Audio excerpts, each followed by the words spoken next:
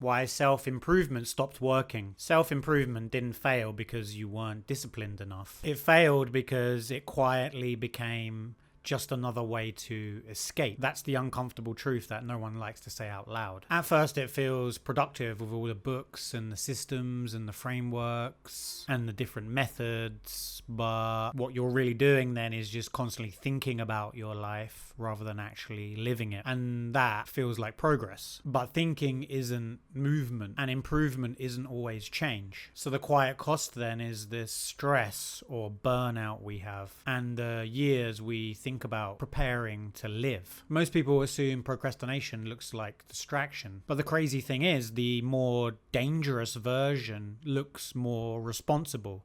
So planning, organizing, optimizing, working on yourself. So therefore you're not working on your goals. You end up just looking for a new dopamine hit or some way to avoid that feeling, which will actually push you forward.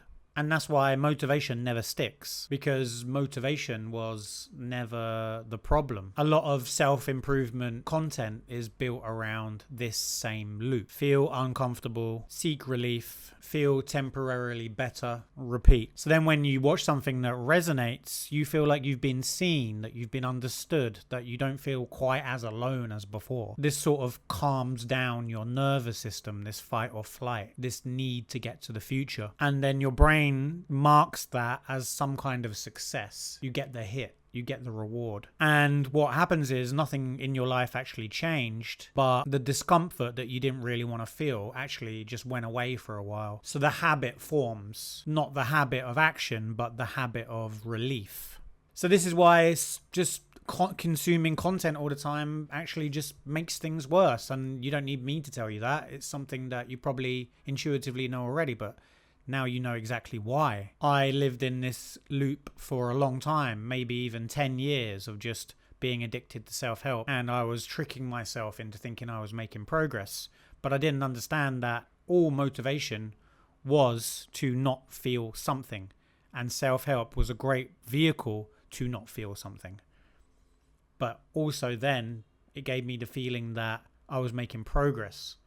So you can see the danger in that. So from the outside, it would have looked like I was doing everything right. I was reading, reflecting, working on myself. This was about the same time as Tai Lopez came out and was telling everybody, you just got to read loads of books. And I'm not against reading. Actually, I would say go deep on a certain topic and understand it. But the point is, it was masking actual action and testing and putting myself out there, doing the thing I knew I needed to do. And when I look back, what I realized was I was just the master of avoiding, and I was completely deluded about improving all the time. I was constantly avoiding that moment where there was no script, no real reassurance or something to definitely fall back on, and no certainty that it would work. Now I realize that you have to go into that moment where you feel exposed, unprotected, unsure, without immediately reaching for something to soothe it or cover it up. So self-improvement basically became this buffer between me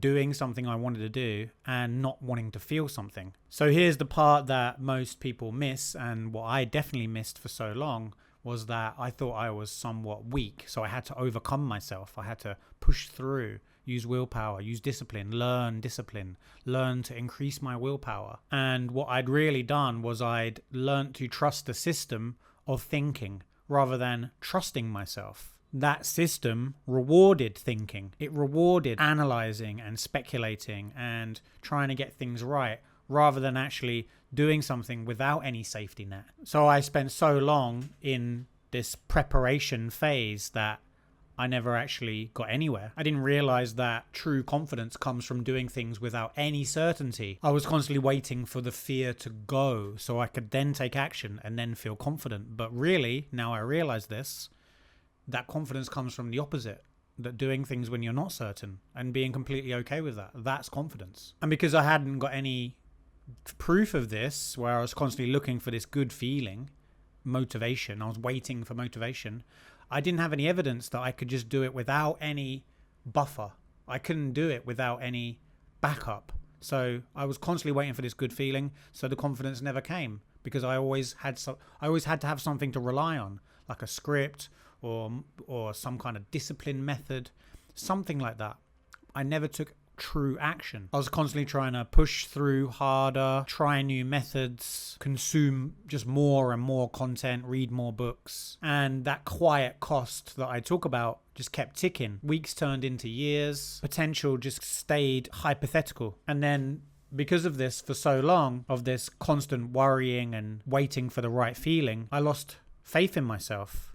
This trust in myself to actually do it without any backup had gone. So I started assuming that there was something wrong with me. What I now know was this was just a pattern that I learned. And I know now that you can unlearn this pattern. And the way that you unlearn this is not by more motivation or forcing yourself. You notice it where you realize that trying to improve all the time had replaced living. When understanding has replaced trust, when relief of that feeling has replaced movement, that's when things begin to shift. Not loudly, not dramatically, but honestly.